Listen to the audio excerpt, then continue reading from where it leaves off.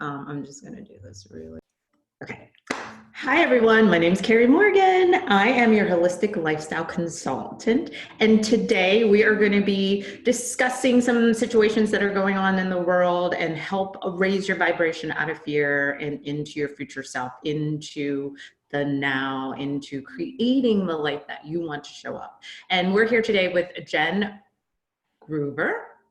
And she is a serial entrepreneur, a speaker. She is a one-man show, right? She gets it done for you and really gets into your potential and lets you release all of those blocks that you're holding on to so that you can step into your power. I'm going to let Jen go a little bit deeper and share her journey with us and how she started her business and how she's connecting with millions of people all over the world.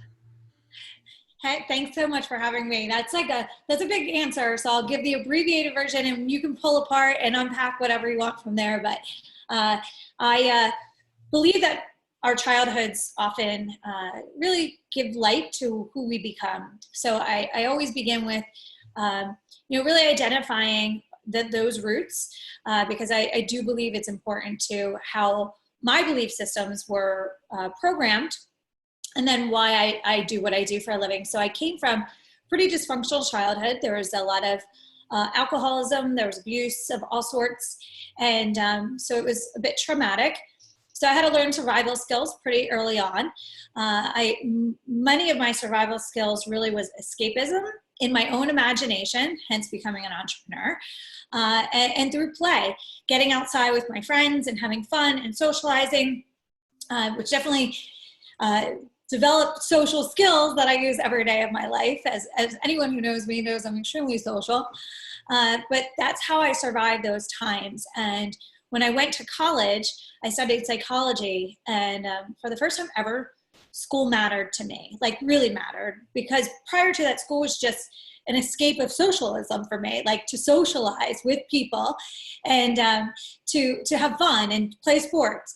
And I just got by because it didn't really mean something to me. So when I learned psychology, it was the first time I felt like I was learning something meaningful and purposeful to my life. And it helped make sense of my childhood and my parents and why they would do the things that they did and how to change and break cycles of my past to create a different future. And that was exciting to me. And I felt this urgency of telling everybody, like everyone needs to know this stuff. How is this not mandatory education from day one, let alone it's an option in college? Why it's a study of human behavior. And that's the one thing we have in common is we're all humans, right? And we all have human behavior. So why wouldn't we all have to be learning this? So I would just start telling everybody, you've got to take your extra classes in psychology. If you understand psychology of people, you understand everything else. And during college, I also started my first business totally by default. Didn't even call it a business then, but I look back, but it was in the fitness industry. I had gone home during a holiday break and did a step aerobics class, which totally just aged myself. But doing the step aerobics class was so much fun to me because having been an athlete my whole life, most of our workouts made you want to vomit. You were doing wind sprints and different suicides and push-ups and very intense plyometric type activities and sprinting activities. So this was fun. There was music, there was choreography, my brain was busy. So I wanted to bring it back to school. And I went to my administrators and asked for space, steps, and a boombox. Again, aging myself, literally boombox, cassette player. No microphone, hence my raspy voice today. And really just started this wanting everybody else to join me. And that's how a lot of entrepreneurs become entrepreneurs. They're passionate about something and they want to share it with other people or solve a problem for themselves, which solves a problem for others. So that fit both for me. And then after college, my degrees were in education and psychology. And I pursued a fitness business pretty much right out of college. And my dad was not happy with that, was really confused how I would make money and be successful because it was a brand new industry back then. But I became a national level fitness competitor, owned a gym, and I started to really experience a lot of thought leaders by being a national level fitness competitor. going to all these conferences and leading trainings all over the world, I would get to meet the other leaders and speakers there, and they all started to become mentors to me. I was always have and always will be a sponge to learning something new. And what they were teaching me was things that were beyond the psychology classes. The psychology is the observation of theory, but what they were actually teaching me was the application of theory, like the true application, and taking it to the next level of how do you really master your mindset to master your life? How do you change paradigms? I mean, the amount of paradigms that could have kept me in prison from my childhood were unbelievable, that had to change in order for my reality to change. And they taught me how to do it. And every step of the way, as I would learn something new, I would want to teach everybody else. And that's the teacher in me, the natural teacher in me. So my teaching degree, I didn't use in a traditional sense, but I used it very much. I use it every day in a different sense of really trying to teach the world everything that I've learned that's helped me, number one, heal my childhood trauma, that's allowed me to break through beliefs and barriers and limitations around what success could look like, around finances. My parents fought about money all the time. Money was very much a scarcity mindset throughout my childhood. There was a lot of fear around it. There was a lot of manipulation around it. So I had to change all of that and in order to become successful. And so every step of the way, as I've been learning and turning around and sharing it with people, it's really about here's what's worked for me and here's what's worked for a lot of others, and hopefully it can work for you. But the thing is, most people just don't know what they don't know. And that's unfortunate, right? It's not, a lot of people don't want to change. They don't even know it's possible. They don't even know where to begin. So kind of see it as I walk around life with a toolbox filled with tools that I want to share with other people so that they can build their house, the house of yourself, your own temple, in a better way so that their lives could be happier, more fulfilled, and healthier. And, what I do differently than a lot of people in my space is I bring multiple disciplines together, not just the psychology, because that's only one small component, in order to truly holistically make yourself successful, feel successful, be successful. And when I say success, I'm not talking about money in your bank account. I'm talking about living the life that you desire, waking up, feeling like you're being the best version of yourself the majority of the time, striving to be the best version of yourself all the time.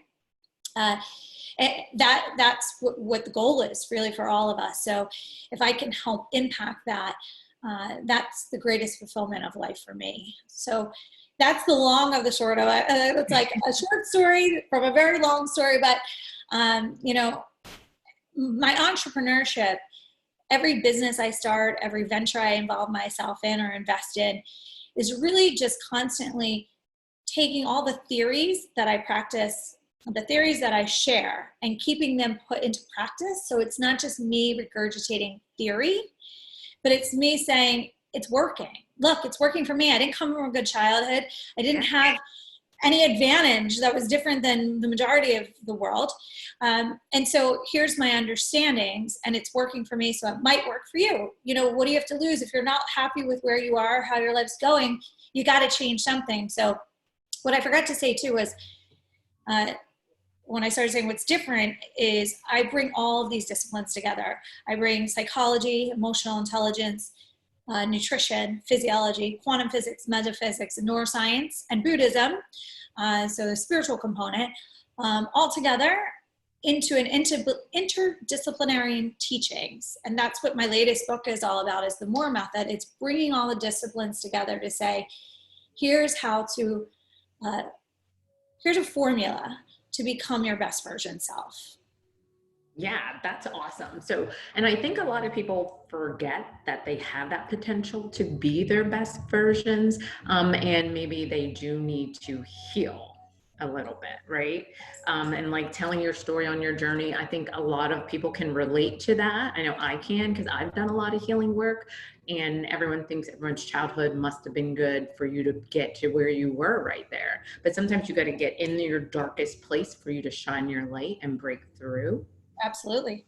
and really, cherish that moment. And I think that's what we need to do right now. Like, cherish this moment, but get that blessing that we need to get out of this. Like, how did it shift our mindset? How did it shift our paradigm right now for us to be bigger and absorb and be able to receive?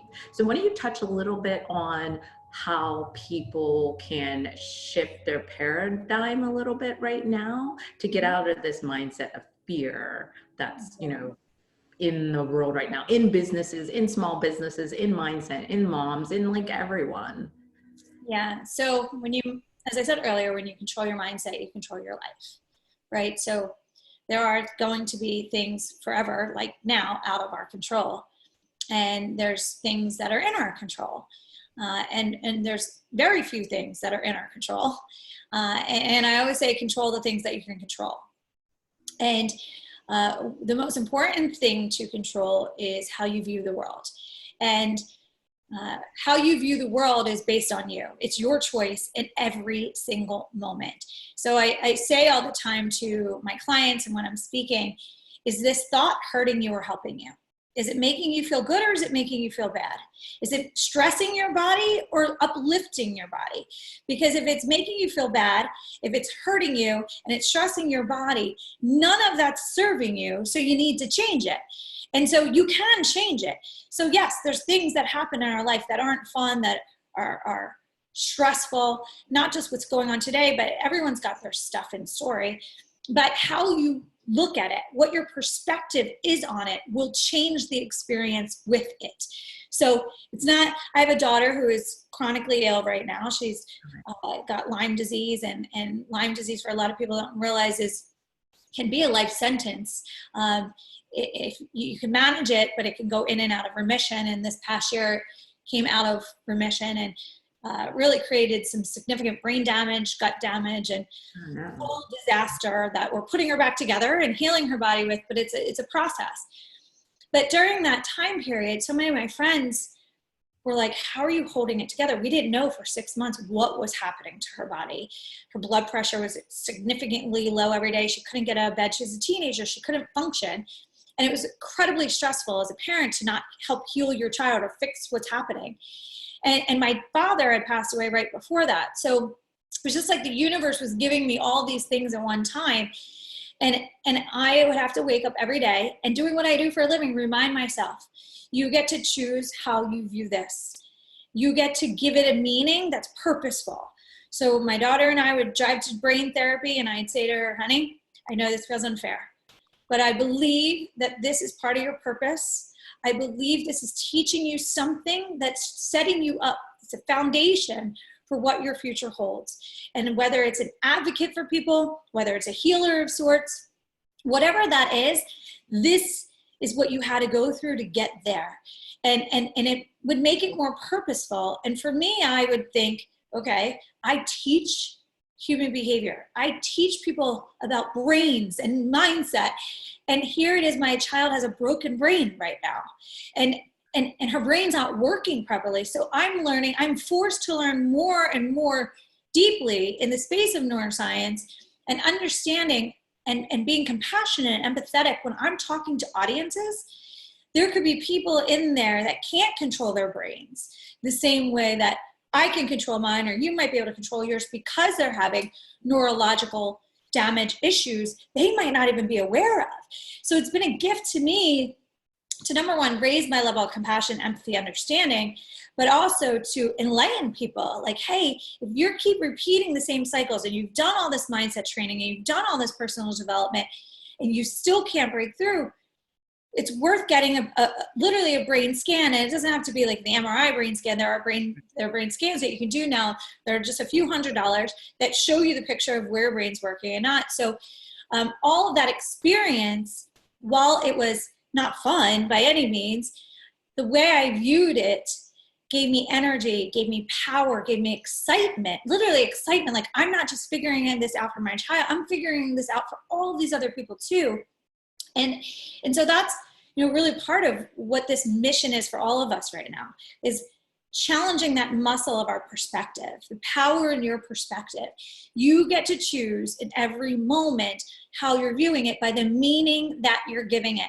And so that's one of the most profound lessons people will say, Jen, that changed my life, is nothing has meaning until you give it meaning. Nothing. That's the craziest thing. Nothing. Like, sit with that for a second. Yeah. Even your past, right? Like, all of our stories from our past now can change because we can give it a new meaning. So you're no longer allowed to be a victim.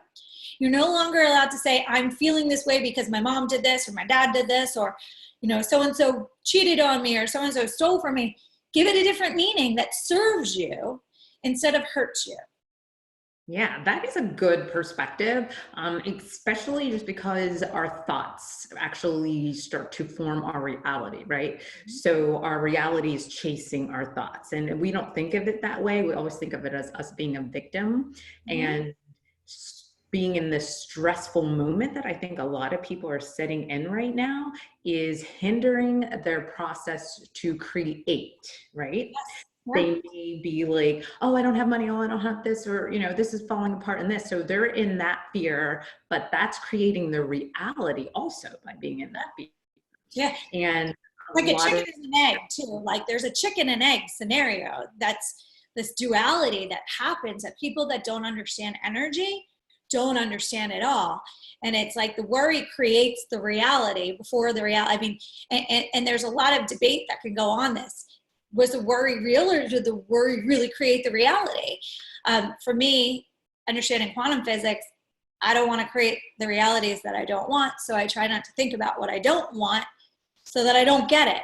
Right. And that's the, sorry to interrupt you, but I get so excited about that because people are creating these realities that they're identifying with. And a lot of people aren't realizing, you sit and watch the news all day, and you're listening and listening and listening. It is getting, not just in your brain, cellularly consuming your body, the toxic energy, the negativity, and the worry then that comes from that.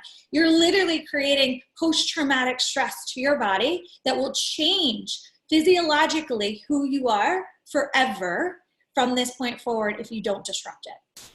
Yes. And I know you're very passionate about that. And that is great because we definitely, you know, I wanted to do these series because the fear is creating your reality right now. And we don't understand that. And me, like I said, the reason I shifted my reality was like 20 years ago. But before that, I had a very like not good childhood either. And the guidance I gave myself was, there has to be something better out there. This is not what life's about. And I knew that at an early age. And that's what I want to get out to everyone and let them understand how powerful energy is. So let's talk about shifting out of that process of being in the fear and knowing you're losing everything right now as a small business owner, as a person that maybe it's just a waitress can, you know, like a person that's a waiter or a waitress, maybe they would be able to get the same type of perspective open by you describing how to get out of that stressful mindset and that fear and into thinking about your future reality and what you want to show up in your life right now. So what would be a good example that maybe you use in your day or with your clients that could help? Well, I'm doing it right now. I mean, for those who might not know, I was in the midst of a book launch when all this happened. And those who don't know about book launches, you spend a good year of your life preparing for it, strategically planning it, investing a lot of money in how it's going to unfold and marketing campaigns and travel. I mean, this whole year was a significant amount of travel.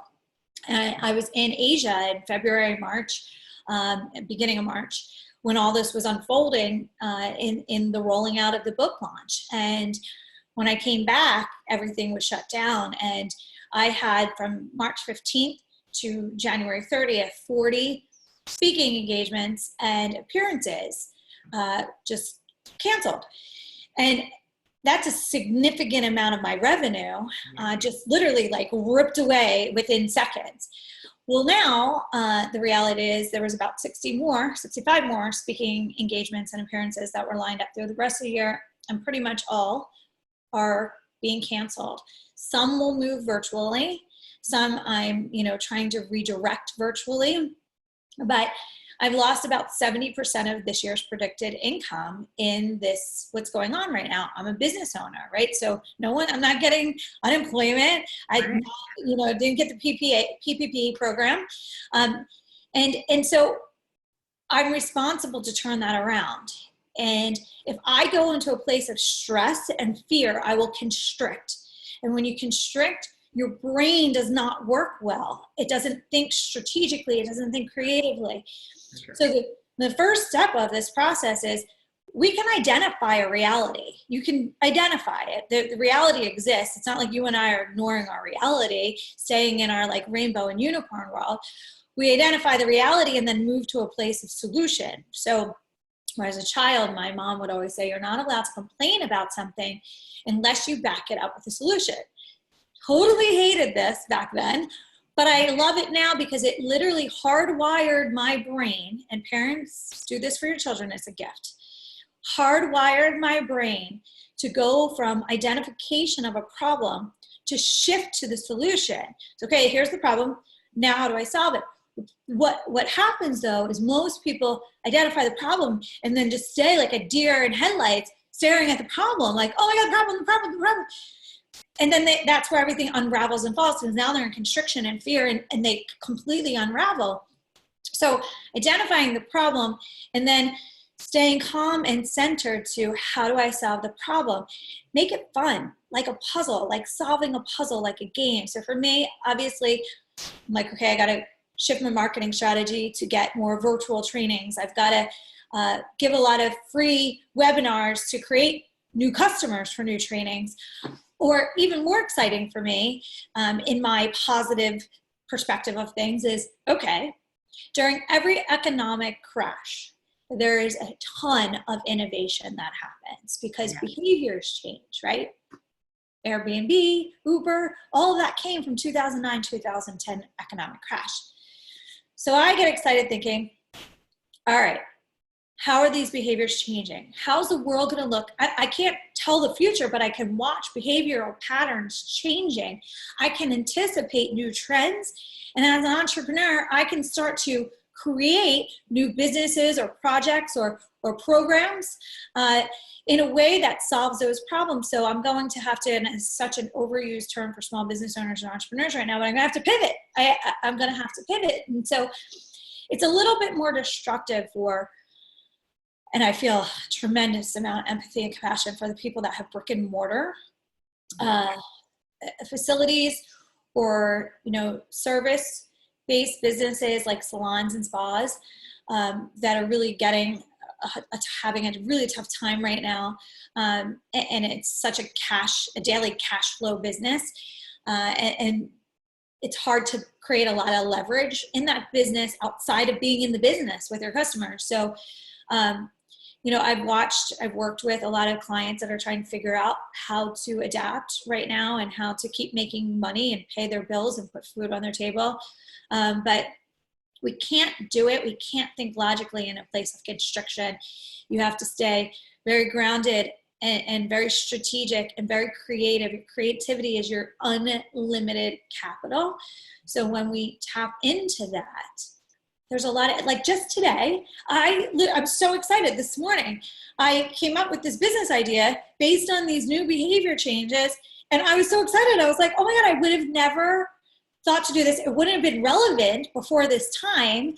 And so if you are a business owner and your business industry category of business is being disseminated in ways that you can't control, you don't have to stay in that one space. Think about what are your strengths? What are your talents? Outside of just that one craft or skill set, and how can you bring that to light somewhere else? Or as an entrepreneur, I mean, my girlfriend, she's in more of the speaking and book space. She just decided she's gonna sell this really cool towel on Facebook. And she's telling me about this, and I'm like, really? She's like, I really need to be connected with someone who does factoring for cash flow. And I'm like, for the towel? And she's like, yeah, I'm selling $100,000 every 10 days for this towel. And I'm like, are you serious? This is insane. So like people are at home shopping. So you might not be able to work at your salon right now, but what can you do online? Take a quick course on social selling, learn how to set up a Shopify. She literally made $250,000 last month on the towel.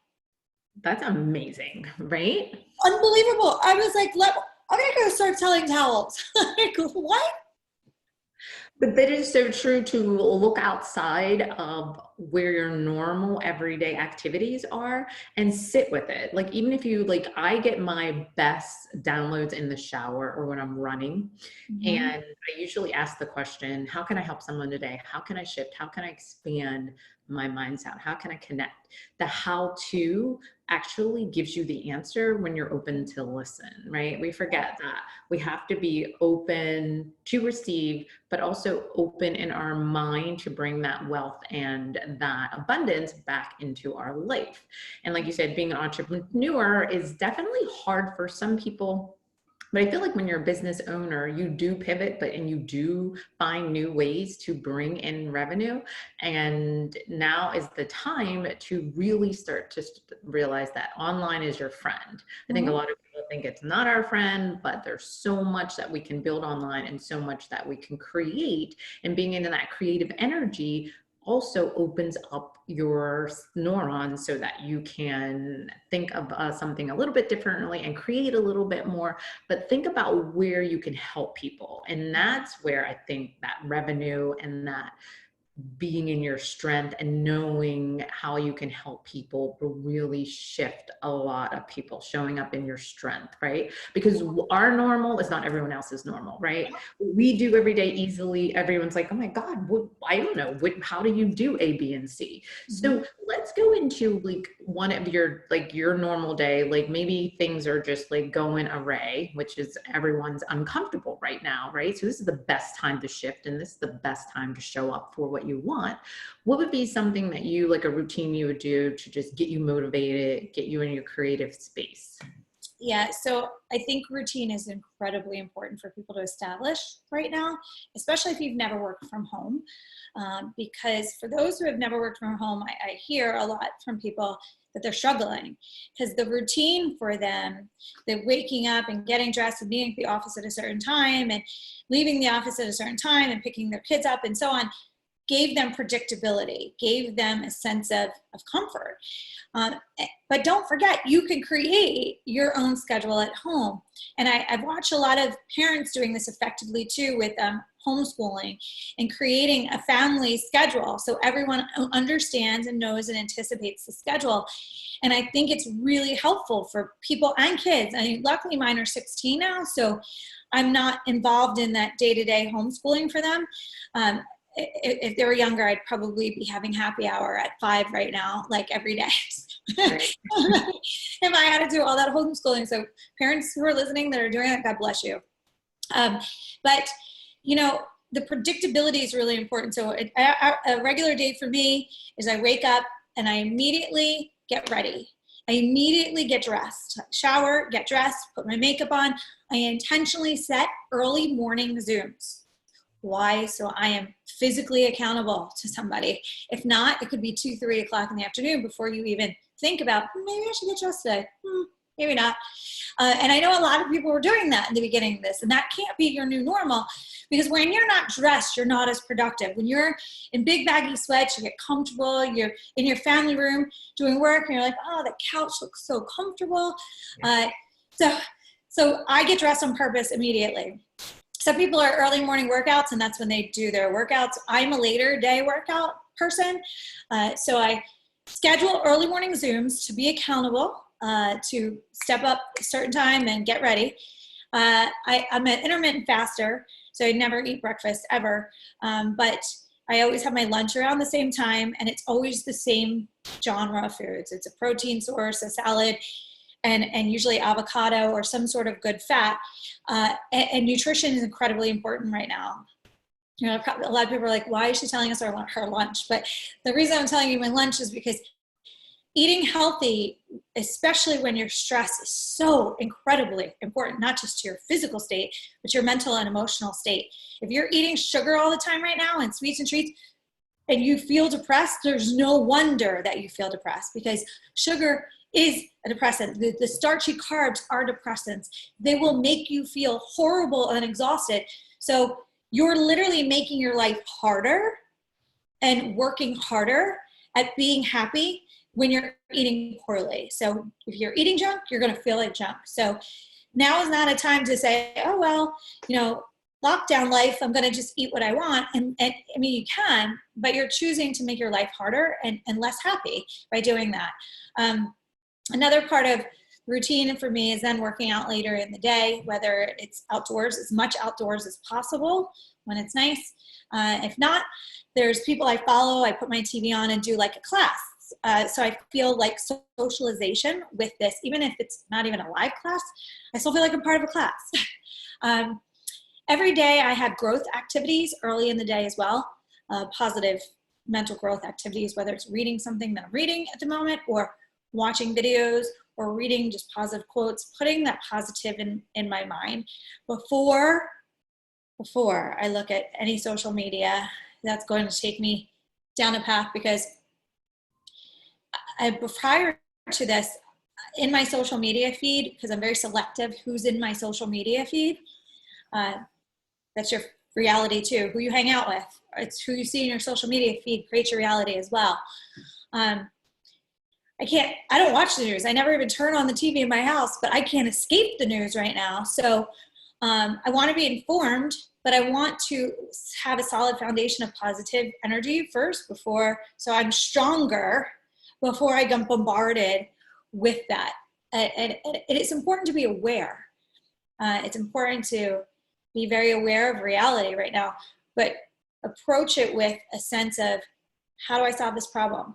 How do I participate in making change?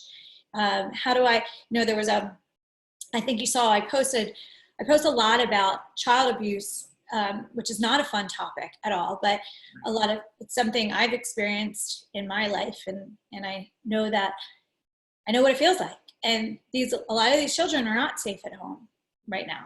It's so true. Yeah, they're literally stuck in hell, like a prison. That's not a positive topic, but it's something I'm very passionate about, because if everyone's just looking the other way and not paying attention, everyone's like, yeah, stay at home, stay at home, stay at home. No, what about the millions of children that are locked down with their abusers right now? That can't be the answer. So I take things that irritate me or that fire me up, and I take it as an advocate. It really gives me energy and strength and power to speak up, to be an advocate for people that don't have a voice, to raise awareness, so that people you can't put your head in the sand and ignore these kids. I mean, we're worried about older adults, and I totally understand that, but we can't just worry about older adults and ignore the children that are as being an abused child. I'd rather get COVID all day long than be stuck in a home with an abuser.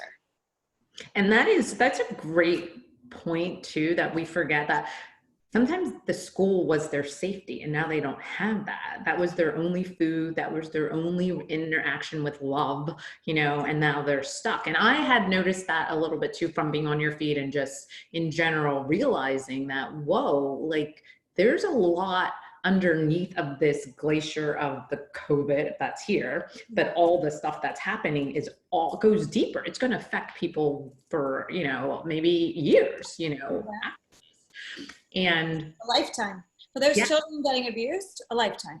Yes, exactly. And to be able to listen to you as a leader and listen to your day, I love the structure that you have. And I think a lot of other people can, hopefully they'll be able to relate to pinpoint these things that they can do. And I love that you're an advocate to help the people that don't have a voice, right? Because there's a lot of people that can't speak their truth. And there's a lot of people that are afraid or always saying sorry because they're afraid of speaking their truth, and they're afraid of standing their ground. And I think that's what we need more in this world right now, is courage, right? I like to call it rebel courage.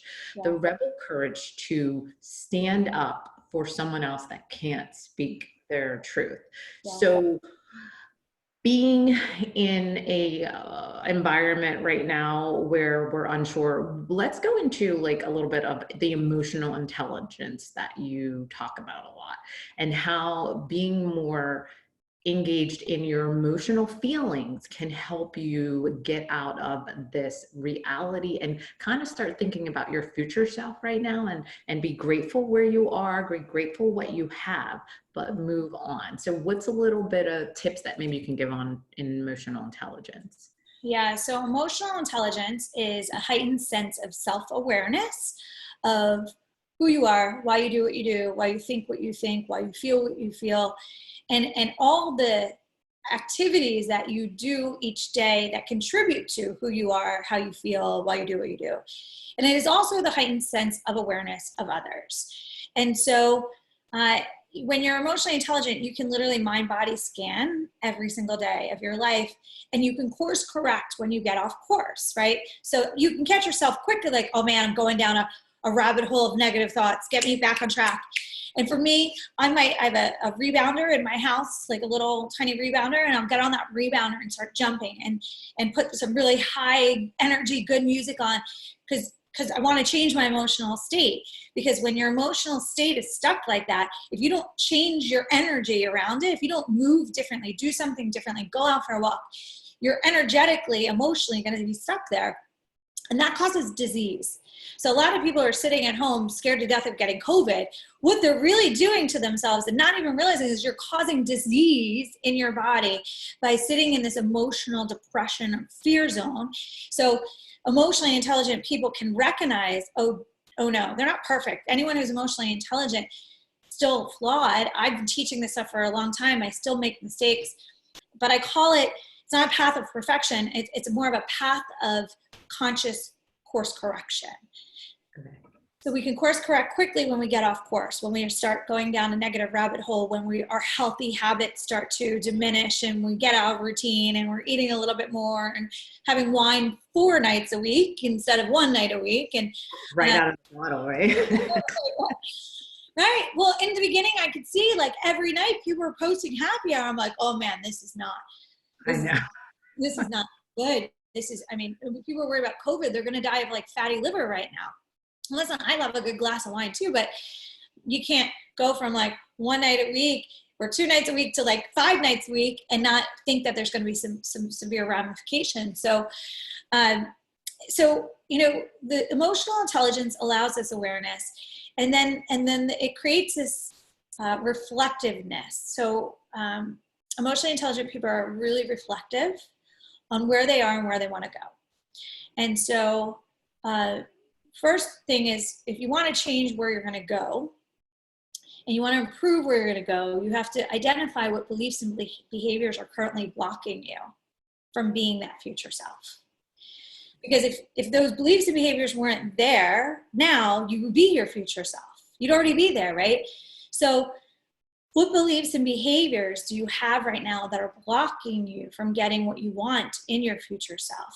And for a lot of people might say, Jen, I don't know what those beliefs are. I would change them. So I'm going to teach everybody something that was like, you know, the emoji where the head pops off. Like that's how I was when I figured this out. Whatever outcomes you have in your life right now that you do not like, write them down. Your financial sector, your professional sector, which is together, your relationship sector, your health and well-being sector, and your personal self sector. Maybe you feel like you're too selfish and you want to change that about yourself, or maybe you feel like you've been too lazy and not motivated, you want to change that. So analyze all those aspects of your life, the outcomes that you have that you don't like. Now, when you see that, know on the opposite end of that stick, so to speak, are beliefs, 1,000,000,000% beliefs that have to change in order for you to change. So a lot of people use motivation to change, and that's the wrong thing. Motivation is only an igniter of change behavior.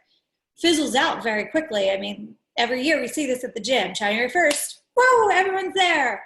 Yeah. This is it. This is the year. This is the year that we're going to do it. I'm going to lose weight.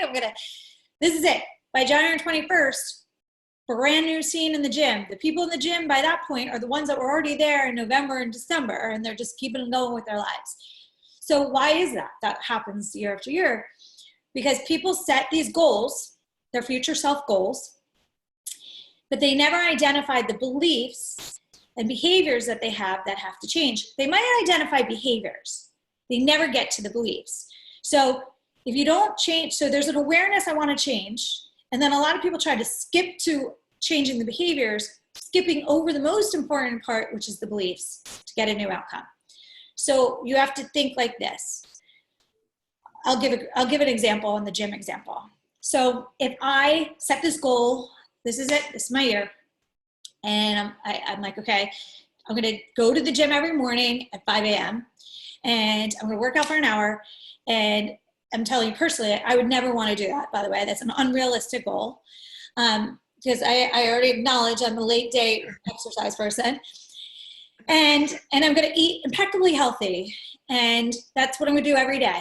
This is it. This is my year. I'm using willpower to override what my brain wants to happen. What I need to do is identify the beliefs I already have. So let's say I believe exercise is torturous, and I believe eating healthy is complete deprivation and complete hell, right? If I believe that, those behaviors are only going to be for a short period of time because my belief is telling me this is torture. And your brain wants you to survive, not to die. And so there's this survival thing going on in your brain, like, don't do it, don't do it, don't do it. Even though your goal is still there to do it. So you have to flip your belief. So if I hated exercise and I thought eating healthy was complete deprivation, I'd have to flip the belief to, I love exercise first thing in the morning, because it makes me more productive.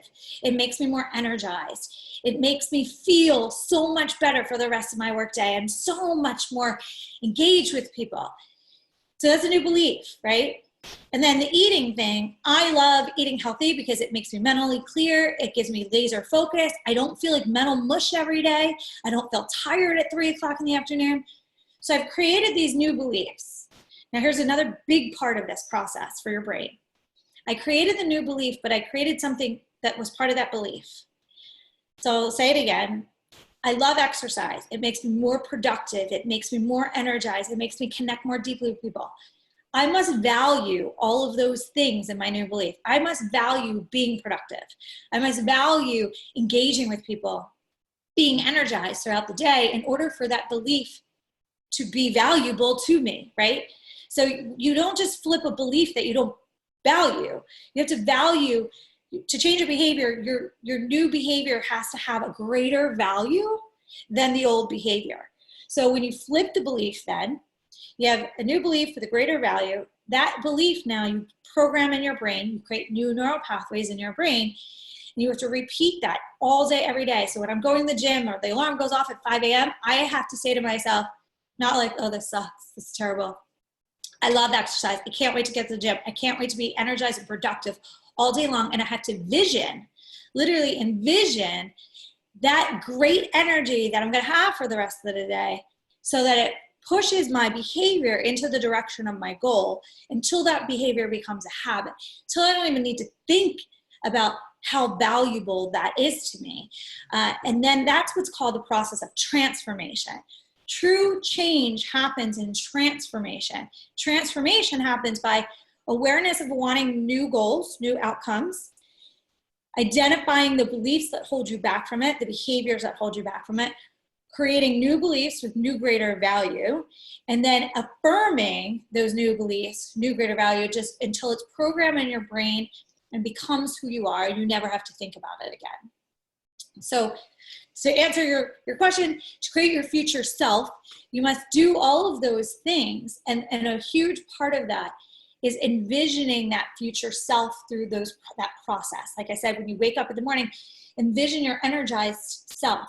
Envision that your future self, emotionally connect with your future self every day to keep motivating you to get to that place. Seeing yourself wealthy and financially free, seeing yourself fit and ripped or whatever it is that you wanted from getting to the gym every day. Seeing yourself with inner peace and happiness and calm and a healthy relationship. You have to see it first in order to keep your body and your brain moving towards that goal. Yeah, that was a great way how you broke it down for everyone. Because yes, and a lot of people have been there and they're like, oh, I'm gonna go to the gym, I'm gonna do this. And they don't I don't think a lot of people even know what they believe anymore. Do you know what I mean? They have not set that standard for self-love, self-awareness, self-discipline. And that's how I teach people how to live in the 21st century, is to focus on these three simple prospects and really expand on that for yourself. And then you can shift better. It's like you would never leave the house without brushing your teeth. So I try to explain like this to people. So why don't you put the work in so that your habits and your beliefs are just like brushing your teeth? That you do these things before you leave to get out there so you can protect your energy, you can protect your mindset, and you could be aware of what's going on, right? We're living in this life right now that so many people are told what to do every day, or they're reacting to everything in the world. So they don't have the strength to even make the right choice or be aware of what's going on. So I feel like this is a great awakening for people, because now they have so much time to reevaluate all of their thoughts, hopefully, right? And I don't want people to get stuck like in the matrix of the fear, right? And get stuck, because this is a great time for people to shift out of the crap they were in, the discomfort of, you know, going to work and driving 4 hours a day maybe, and, you know, all this stuff that they didn't like, to put a reality around, well, maybe I don't want that in my life anymore. Right. So let's go into, I love how you did that. Let's just break down like maybe how people can transfer a little bit that into a wealth mindset. And then we'll finish up, because I feel like money is energy, right? We all know that. Hopefully everyone knows that, but we do not engage enough thoughts in building and expanding on wealth, and actually putting the action and the alignment into being able to bring that in. And right now, a lot of people need to learn how to restructure the way they think and they communicate to, like you're doing, right, to your clients, or finding new clients. So let's just go a little bit into that, on something maybe that came up for you that you can share. Sure. So you said something that was really important. A lot of people don't even know what they really do want. And that is true. I find that so often as I speak all over the world. My latest book is a methodology that I created. It's called the MORE Method. And it is a culmination of my 20 plus years of teaching human behavior, bringing all those disciplines I said earlier together to create a interdisciplinary way of how to be your best version self. So in the MORE Method, the first question I ask every single time I speak and teach is, what do you want more of? And it's a really, really profound question. It's so simple, but it's really profound. And I make people write it down, and I have the audience engage and answer. And a lot of times people will say, a majority of the answers are, I want more time. I want more money. I want more freedom to have time with my family, which I don't know how many people are saying that now, but I want that to change. But well, what I learned is, when you start to peel it back, a lot of people will say they want success for the wrong reasons, or they want money for the wrong reasons. And I think it's the right reasons at the time. They really do, because it's social conditioning. But what do you want more of is the first question you ask yourself. So when I ask people that, and then I say, are your goals and what you want more of aligned? For the people that want more time with their family, but they want more money, and the only way they're making money at that moment is through working more, that's out of alignment, right? Mm-hmm. And so then you'd have to evaluate, so do I need to change my career path? Do I need to create another residual income that will give me financial freedom eventually to spend more time with my family? Or, for me as an entrepreneur, when I was younger, it was all about this, what I wanted more of was success, this bigness, this being out there. And I was on all these TV networks, I'm speaking at all these events, and I'm world winning around the world.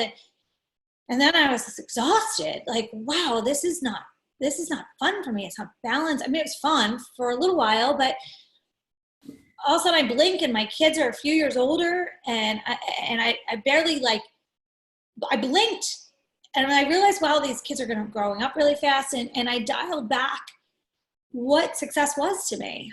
And when I say dial back, I didn't minimize it at all. But I really asked that question, is this worth the energy? Is this worth, could I live more simply and have to make less than I make? I'm a minimalist to begin with, but how much money do you really need? And what's the money for? What's really important? So for me, travel is really important. I love traveling. Luckily, my job pays me to travel a lot, but even if it didn't, traveling is really important to me. So do I need a really big house with a ton of overhead?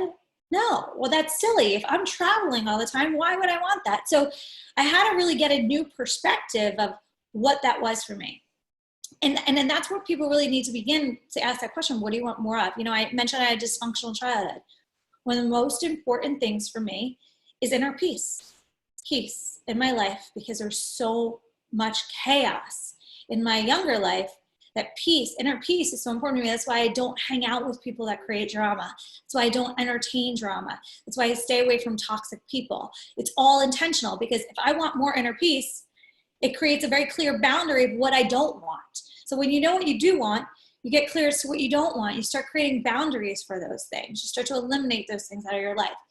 So asking yourself what you want more of first, and then try to identify why you're not getting more of that now. What needs to change? What do you need to remove from your life to get closer to what you want more of? What goals do you have? A lot of people write their goals not for themselves, because they think it sounds good. Because they think it sounds good, but do you really want that?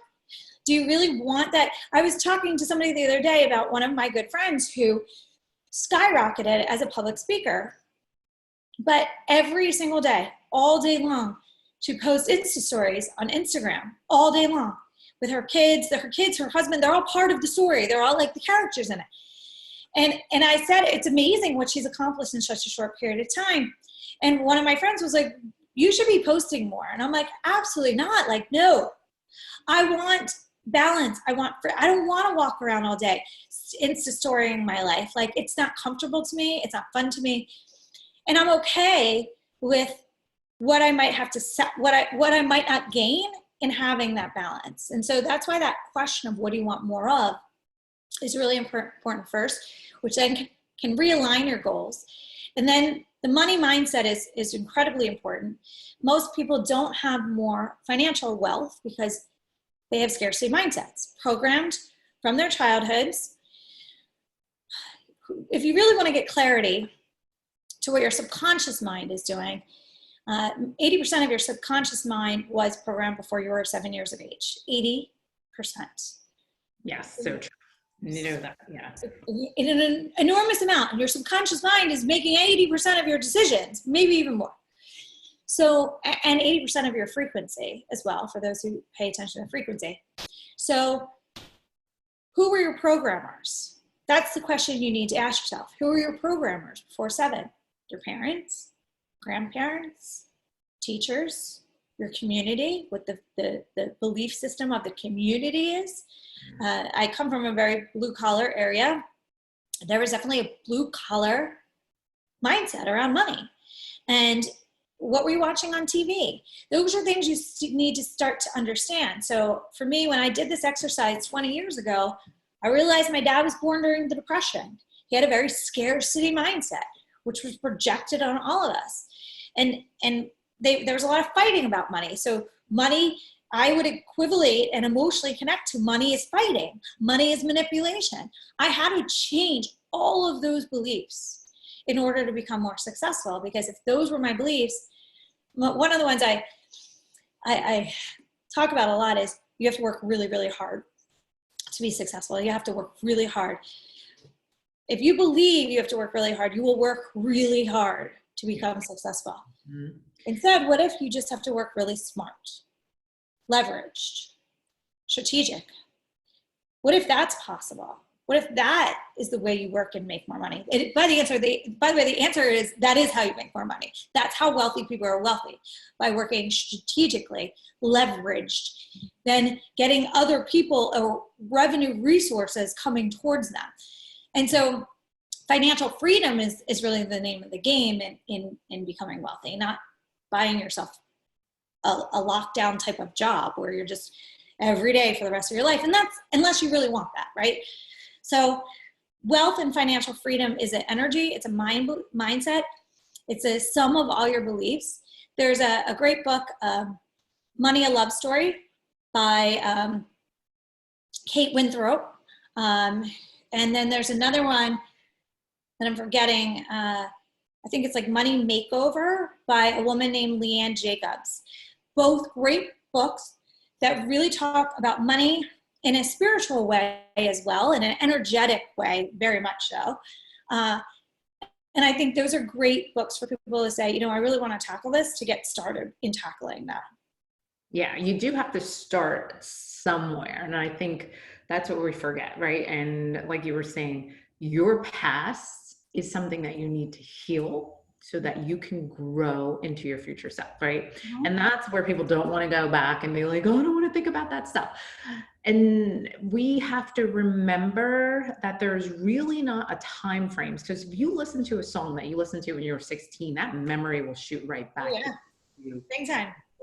Right? Yeah. So the same when you were like a child. And like I said, I was born probably in the same type of world you were in, but maybe a little worse than what you had to do. Yeah. But I mean, we've all have a story, right? And I had to go back and heal her. I had to like hold her. I had to like figure out what, because I raised myself practically my whole life. And it was me doing the work. It was me finding out, and it was me searching, because that mindset that I had was something that maybe I brought from my other self. And it said, you know, there's more than like this. This cannot be it. You need to figure out what it is. So I put in so much work. And as you get older, when you open up your mindset, you realize that all along you were guiding yourself to where you need to be right now. And everything was to make you stronger. And I feel like right now, you definitely need to keep that courage and know maybe that experience you had back then, go back there, figure out what that experience is, because it's going to make you feel stronger now. Like if you see something you got through back then, you will get through this now, right? And that's the key of like understanding that we are survivors. Yeah. Well, and it's like, what am I learning right now is one of the most important questions you should be asking yourself every day, because when you ask yourself that very simple question, what am I learning right now? Nothing can happen in vain. It's really a crazy, simplified way of thinking about things. But if everything that's happening right now can teach you something, and again, there is always something that can be learned and gained from any situation. What are you learning right now is going to make this a valuable situation when you do look back. And for a lot of people, what they're learning right now is to be resilient. And resiliency is one of the most powerful, dynamic muscles. Truly, it's a muscle that we can have. And, you know, when I tell people my childhood story, they're like, oh, Jen, I'm so sorry about that. I'm like, no, don't be. The meaning I gave it is not that. Do not feel sorry for me. The meaning I gave it is that was my training ground for success, for resiliency, adaptability, to survive. So I'm grateful for that. And that's really when we go through hard times saying, what am I learning right now? What is this? What value am I gaining from this? Nothing can happen in vain for you. Yeah. I usually say, what blessing do I need to get out of this? Like, what message do I need to learn for myself to get me through this, right? And so for me, I was just thinking to myself, well, I actually just love sitting with myself again. You know what I mean? And just connecting with everything. And I'm like, I just love this. You know, I love being in my own skin, but I've done a lot of work. So I know it's harder for other people to understand, but when you find that true, authentic you and that self-love, and you understand what your purpose is because you wake up in it every day, and that's defining your beliefs and also defining your intentions for your life, is so powerful, right? And I always get people, because when I go to events and, you know, networking is the thing, right? And it's great. And I always ask people, what's your journey in life? And they're like, look at me like, oh my God, no one's ever asked me that. Like, they don't even know. And they give you that. And I'm like, this is why, it's me meeting you, but it's also me showing you that this is your journey. Like, Yeah. are you defining what you need to have in your life?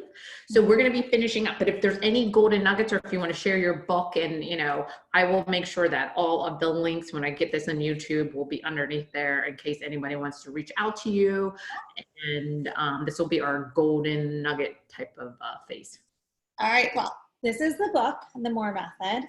Simple formula to get more of everything you desire in life. It is a very simple, quick read. The way I teach is storytelling. So it's filled with a lot of personal stories that people always come back and be like, wow, that really resonated. Or wow, you were so vulnerable and inspired me to be more vulnerable. So it's available now on Amazon. What I love is my publisher for this book is the first ever nonprofit publisher. And the whole mission is every one of the authors are women who have been through traumatic experiences and have turned those experiences around to become teachers. So the name of the publishing company is called Change Her Story. And so every one of the authors changed their story, and their stories impact others. So it's really fun community to be a part of. So the last bit of advice is really stay as grounded and centered as possible right now. Use this as a time of growth. Use this growth equals happiness. It truly does. When we're growing, when we're learning something new, when we're challenging ourselves to expand our potential, we are fulfilled in that. And a lot of people think complacency.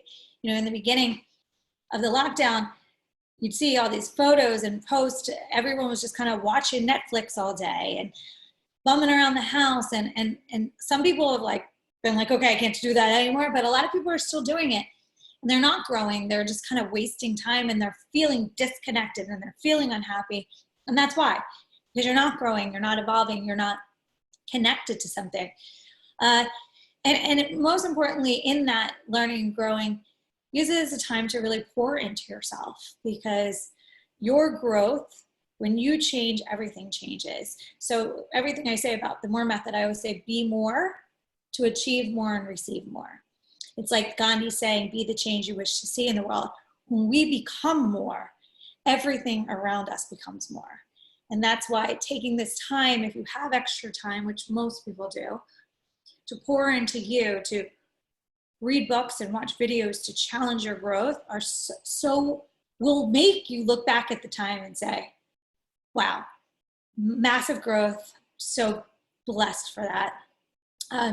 But day to day, as you go through life, focus on what you like and appreciate and are grateful for a lot more than what's wrong and what's missing, because what you focus on expands. And when I think about missing my social life and entertaining with people, I also think, wow, I was saving a fortune on not going out right now. Really, truly, $20 there and a lunch for $50 there and $200 dinner there. I'm really saving a fortune. So when I go from that what I'm missing place and I flip it to, wow, I start to, all right, that's good. I just saved myself a good budget in not going out in that entertainment. All that money we spend in entertainment. So try to focus on what you like and are grateful for more, and you'll feel better. Awesome.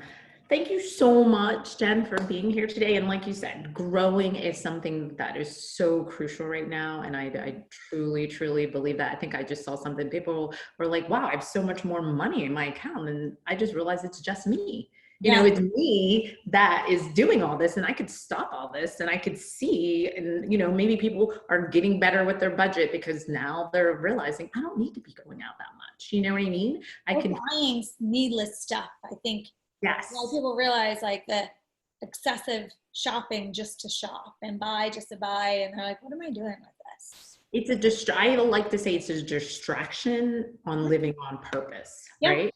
Because if you're just out there randomly looking for something to buy, then you're not living on purpose. And I like to say live, love, and laugh on purpose. Those are the three things that will ignite you within and really let you be in your power. Because when Yep. you realize you are powerful, then you will be growing every day. You Yep. won't sitting around watching Netflix and and all that. And I think for me, I put myself in guidelines, 500 abs a day. I got to at least try to run or walk or be outside or get fresh air or do my breathing. So I set myself up with these little types of habits that are going to create a momentum, but also the strength and courage so that I feel better. Because the key is if you don't feel better in this, you're not going to feel better after this, right? Yeah.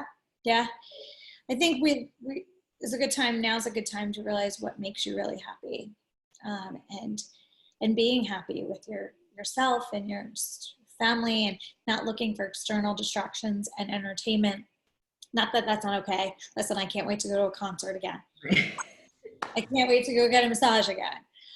But like you said, I'm like you. I realize like I really like.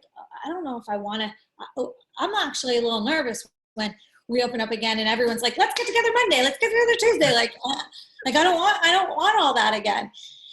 So just realizing what's important is really, really an important part of the process. Yes.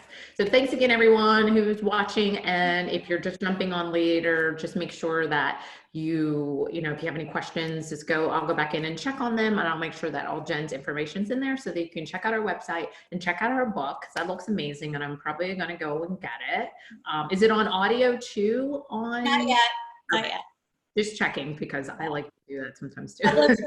Publishers don't like to actually launch audio for a few months later.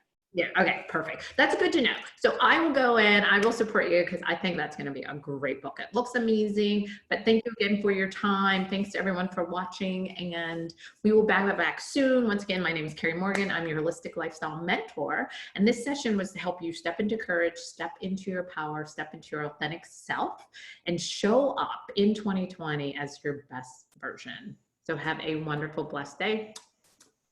Bye. See you soon. Bye.